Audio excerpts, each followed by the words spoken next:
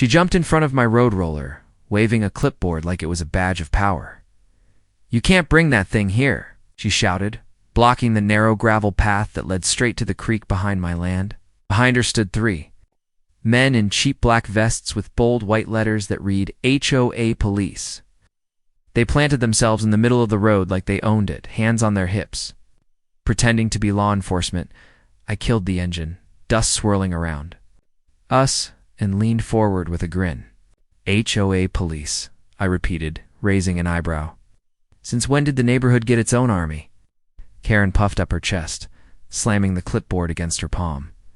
"We have authority here. You can't touch the creek, and you can't bring construction equipment on HOA property." That made me laugh. Property? This creek runs straight through my deed. You want to claim it? Show me your papers. Her smile twitched just for a second before she barked at her men. "Stop him. Let that machine move another inch." The three officers shifted, one of them even pulling out what looked like a plastic badge clipped to his vest. "Sir, step out of the vehicle," he ordered in a shaky voice. I didn't move. My hands rested calmly on the wheel, heart steady. Because unlike them, I knew something they didn't. And that's exactly when a real patrol truck rolled up. At the bend, red and blue lights bouncing off the trees. The dust settled into silence. The fake cops froze where they stood, eyes wide, when the door opened and the county sheriff stepped out, resting his hand on his belt. "Back away from the man's equipment," he said, his voice deep, steady, final. The look on Karen's face was priceless. Karen's mouth opened, but no sound came out. She glanced at her clipboard like it could save her, then pointed at me with a shaking hand. "Sheriff, arrest him. He's destroying protected land. He's breaking HOA rules. He's a criminal." Sheriff tilted his hat back, his eyes narrowing as he looked from her to me, then to the heavy machine idling on the gravel. "Funny," he said slowly, "because last I checked, this creek is county-protected property, and the owner here," he pointed straight at me, "actually has full restoration permits signed by my office." Gasps rippled through the crowd of nosy neighbors who had gathered on the roadside. Karen's face flushed red, but she still tried to push forward. "That's impossible. He's lying." "We didn't approve this project, lady," the sheriff cut her off, his tone sharp enough to slice through the tension. "You don't approve anything. This isn't HOA land. It's his. And you and your so-called police are trespassing." One of the fake officers shifted uncomfortably, his vest slipping enough for the Velcro patch to peel at the corner. I smirked as the sheriff's gaze landed on it. "Those uniforms. Who gave you the right to wear them?" he asked, the voice heavy with warning. The men froze like kids caught stealing candy, and Karen snapped her fingers. "Don't answer that. Stay quiet." But it was too late. The sheriff stepped closer, eyes locked on her, and the air felt electric. Everyone watching knew something big was about to break wide open, and I sat back on my roller, waiting, because this was only the beginning. Karen suddenly lunged forward, shoving her clipboard against the sheriff's chest. "You don't understand. We're the only authority here. If you don't remove him, I'll have you reported." The sheriff didn't even flinch. He peeled the clipboard off his uniform and let it drop into the dirt. His voice dropped lower, steady, but dangerous. "Are you threatening a law officer? While trespassing? In front of half the neighborhood?" A heavy silence fell.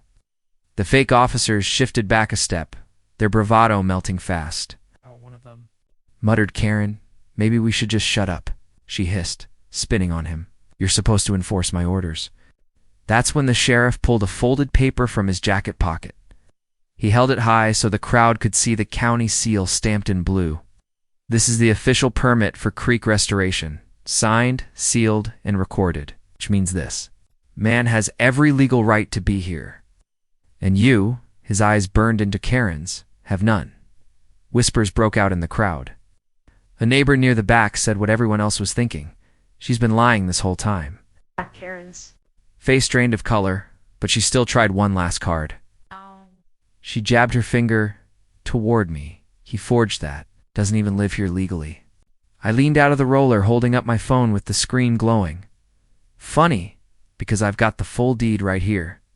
And if you're calling forgery, the county registrar's number is on speed dial."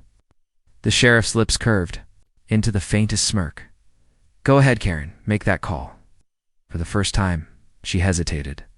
Her hands trembled, the clipboard forgotten in the dust. Then, in that hesitation, everyone watching realized the HOA's self-proclaimed queen wasn't in control anymore. Karen's eyes darted from face to face, desperate for anyone to back her up, but the crowd wasn't with her anymore.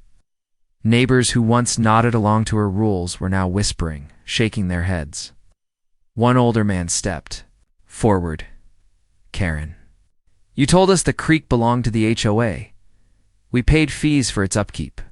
The sheriff raised a brow, turning to him. "Fees? For land that doesn't even belong to the HOA," his voice carried, sharp and clear. "That's fraud," Karen snapped, her voice rising an octave. "Oh, it's community management. I was protecting property values by lying," another neighbor shouted. "By making us pay for something that isn't yours?" Fake cops were crumbling fast. One yanked the Velcro badge off his vest and stuffed it into his pocket, backing away like he wanted to disappear. Another muttered, "We didn't sign up for this." Before turning heel and walking off, Karen whipped around at them, shrieking, "Don't you dare walk away. I'm still in charge here." But the sheriff's tone cut her down cold. "Not anymore. You've extorted your neighbors, impersonated law enforcement, and trespassed on private land. That's 3 felonies in 5 minutes. Gasps exploded through the crowd. I stayed quiet, watching, letting it all unfold. Karen's voice cracked. As she pointed at me one last time, "This isn't over. He doesn't deserve this land," I finally spoke, my voice calm but heavy. "Karen, you should have thought of that before you tried to build your little empire on someone else's." Creak. Her face twisted with rage, but her power was gone. The sheriff reached for his radio, and everyone knew what was coming next.